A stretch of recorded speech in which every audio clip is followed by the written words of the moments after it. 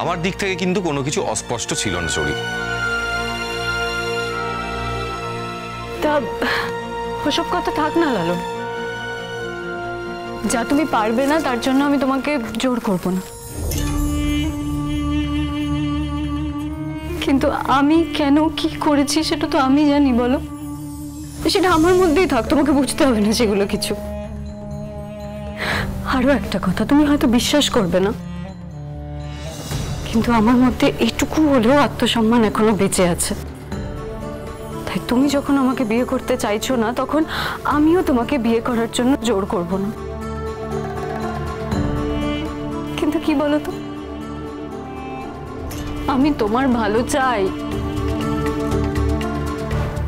আমি চাই তুমি জীবনে প্রত্যেকটা মাইলস্টোন অ্যাচিভ করো, প্রত্যেকটা মাইলস্টোন ছুঁয়ে ফেলো, ছুতে ছুতে এগিয়ে যাও। তোমার এই জয় লালন আমার থেকে বেশি খুশি আর কেউ না, কেউ না। আমি তো তোমার সাথে লড়াই করতে যাইনি ওখানে। কি হাস্যকর, হ্যাঁ? ওখানে লড়াই করতে গিয়েছে তোমার সাথে কে? ফুলঝুরি। একই কম্পিটিশনে তুমিও আছো, ও আছে। তুমি গান গাও সেটা জানার পরেই কিন্তু ফুলঝুরিকে তৈরি করা হয়েছে। ও ওখানে গিয়েছে এই কারণে, ও তোমাকে হারাতে চেয়েছিল। হ্যাঁ, পারেনি কারণ ওর যোগ্যতায় কুলোয়নি। যোগ্যতায় কুলোয়নি তা নয় কিন্তু চড়ি, ওর গলা চোখট হয়ে গেছিল, তাই ও গানটা গাইতে পারেনি। ঠিক আছে, কিন্তু তোর সাথেই তো কম্পিটিশনে নেমেছিল, তুই তো সেটাকে অস্বীকার করতে পারবি না। তো কি হয়েছে তাতে? কি হয়েছে আমি বলছি। আমি যাকে ভালোবাসি আমি তার সাথে কোনোদিনই লড়াই করতে পারতাম না, এটাই হয়েছে। যাক, আমি অন্য কারোর কথা বলতে চাই না। আমি যা বলছি সেটা তুমি একদিন নিশ্চয়ই বুঝতে পারবে। লালনে, ফুলঝুরির মতন মেয়েরা কোনোদিন কাউকে ভালোবাসতে পারে না, কোনোদিনই না। ওরা শুধু এক ডাল থেকে আরেক ডাল, একটা ছোট ডাল থেকে মগ ডাল অব্দি শুধু ঝাপাঝাপি করতে পারে। এটা ঠিক আছে, এই কথাগুলো তোমার হয়তো এখন শুনতে ভালো লাগছে না, কিন্তু এক না একদিন ঠিক বুঝবে। ছড়ুই, শোনো, কোনোদিন যদি এটা আমি বুঝতে পারি আমি তোমাকে শিওর জানাবো, বিশ্বাস করো। কিন্তু এখন দাঁড়িয়ে এখানে আমার ভবিষ্যৎবাণী করার কোনো দরকার নেই চড়ি। এই ফুলটা আমি তোমার জন্যই এনেছি লালন।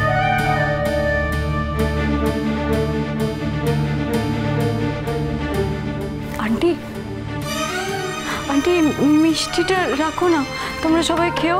হ্যাঁ, এনো প্লিজ।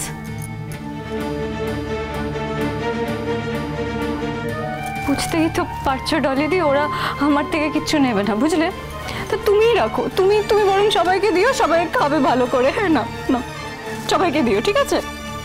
আর আমি এখানে কিছু চাইতে আসিনি। হ্যাঁ আন্টি, কিচ্ছু চাই না, আমার সত্যি কিছু চাই না।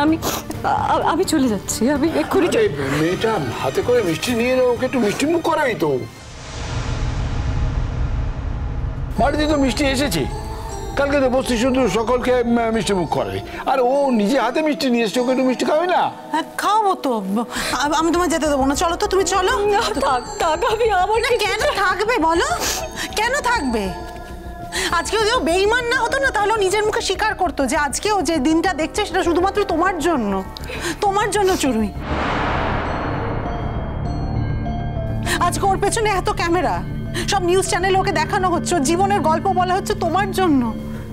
চুরি, সেটা লালন ভুলে যেতে পারে, আমি বাবা আমরা কেউ ভুলিনি, তুমি বিশ্বাস করো। তুমি চলো, তুমি ভিতরে চলো না। আচ্ছা আন্টি, আমার সাথে কথা বলছো না কেন? তুমি আমাকে একটু আগে জিজ্ঞেস করলে না আমি এরকম কাজ কেন করলাম? হ্যাঁ, কথা বলছো না কেন আমার সাথে? তুমি জিজ্ঞেস করলে তো আমি এরকম কেন করলাম। তা ওই ফুলঝুরি যে আমার জীবনটা তছনছ করার জন্য একবারে লেগে পড়ে উঠেছে, হ্যাঁ, আমি কি করব? আর আমাদের বাড়ির একটা বড় অংশ সবসময় ওকেই সাপোর্ট করবে, ওর ব্যাপারেই ভালো ভালো কথা বলে। আমাদের বাড়িতে আমার মা আর আমি খুব একা। আমার বাবাও ইনফ্যাক্ট মাঝে মাঝে দূরে চলে যায়, অনেক দূরে চলে যায়। তুমিই বলো, প্রত্যেক মুহূর্তে যদি এরকম মনে হয় যে কারুর সাজানো গোছানো একটা সংসার কেউ ভেঙে দিচ্ছে, ওই ফুলঝুরি ভেঙে দিচ্ছে, তা আমি কি করে শান্তিতে থাকতে পারি বলো না?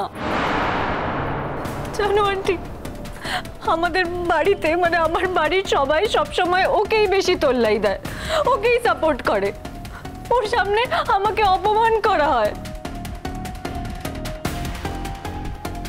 আমি তো আর কিচ্ছু চাইনি, কিচ্ছু চাইনি আমি আন্টি। আমি ভেবেছিলাম ও আমার জীবন থেকে চলে গেলে, ও আমার বাড়ির থেকে চলে গেলে আমি একটু নিশ্চিত হব, একটু শান্তিতে থাকতে পারবো। আরে আমাদেরও তো মান সম্মান আছে নাকি? আমার বন্ধু বান্ধবরা আছে, আমার পাড়ার লোকরা সবাই জানে সামনে আমাদের বিয়ে, সামনে আমাদের আশীর্বাদ। ফুলঝুরি জানতো আমাদের মধ্যে সম্পর্ক আছে, ও তাও সেটার মধ্যে ঢোকার চেষ্টা করেছে আন্টি। আমার বাড়ির লোকরা ওকে উস্কেছে। আমি তো জানি ওরা তো চায় না আমার আর লালনের সম্পর্ক হোক, তাই ওরাও ওকে উস্কেছে যাতে ওইগুলো করতে পারে, ওই নোংরামিগুলো করতে পারে। আন্টি, আমি লালনকে সত্যি খুব ভালোবাসি, আমি তো ছেলেকে খুব ভালোবাসি। আমি ওর জন্য মরেও যেতে পারি,